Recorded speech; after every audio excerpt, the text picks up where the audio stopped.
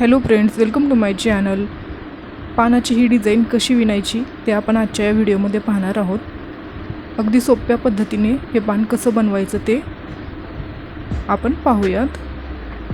तुम्ही जर चॅनलवर पहिल्यांदाच आला असाल तर चॅनलला सबस्क्राईब करायला विसरू नका आणि बेल आयकॉनही प्रेस करा। तसेच नवनवीन व्हिडिओ आपण आपल्या चॅनलवर शेअर करणार आहोत, so please subscribe our channel. चला तर मग व्हिडिओला सुरुवात करूयात। सर्वप्रथम मी इथे 15 चेन बनवून घेणार आहे। या पानाचा आकार छोटाही नाही आणि मोठाही नाही, मीडियम आहे। तुम्ही तोरणमध्येही याचा यूज करू शकतात। दिसायला खूप छान दिसतं आणि हुबेहूब पानासारखं दिसतं।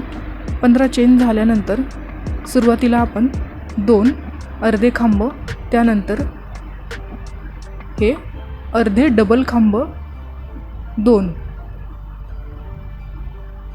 त्यानंतर हा आपला डबल खांब, हाही डबल खांब, हा वाला पण डबल खांब,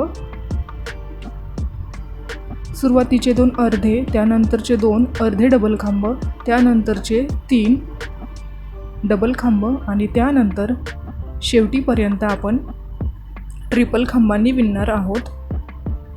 सुईवरती 2 वेळेस धागा घ्यायचा आणि तो 2 2 2 या पद्धतीने खेचून घ्यायचा। याला ट्रिपल खांब असं म्हणतात।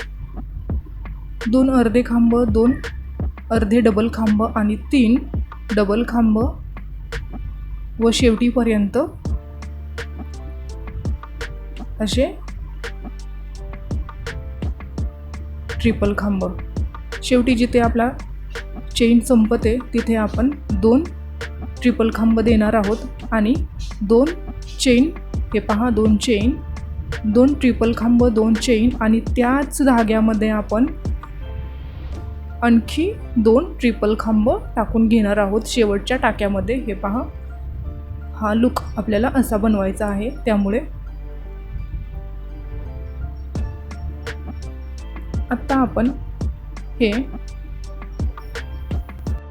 इथून पुढे जर समजत नसेल तर हे लक्षात ठेवायचं की आपण सुरुवात कशी केली होती। अर्धे 2 डबल खांब, 2 अर्धे खांब, सुरुवातीला आपण 2 अर्धे खांब घेतले होते, नंतर 2 अर्धे डबल खांब घेतले होते आणि नंतर 3 डबल खांब घेतले होते। एवढा स्पेस सोडायचा आणि तिथपर्यंत ट्रिपल खांब विणत यायचं, हे लक्षात ठेवा।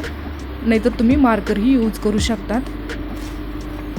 हे अगदी सोप्या भाषेमध्ये मी तुम्हाला सांगितलेलं आहे। जर तुम्हाला समजत नसेल तर तसंही इथपर्यंत आपण हे ट्रिपल खांब विणलेले आहेत आणि हा आपला 3 डबल खांब।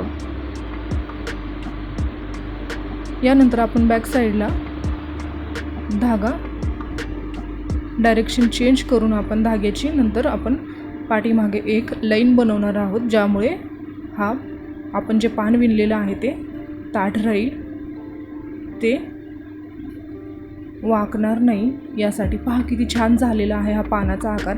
आता आपण डायरेक्शन चेंज करून घेतलेली आहे व मध्ये जी रेष दिसत आहे तिथे आपल्याला स्लिप स्टिचने एक लाईन विणायची आहे। ही पहा कशी विणायची आहे ते। हे या पद्धतीने, इथे धागा ओढताना जरा प्रॉब्लेम होतो, ते नीट विणायचं आणि धागा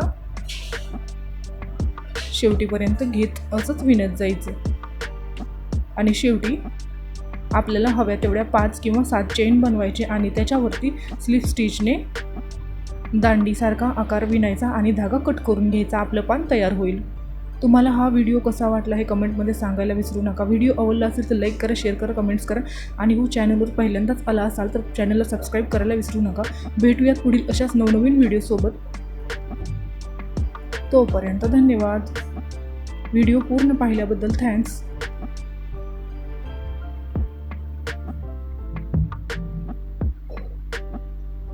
बाय बाय, टेक केअर।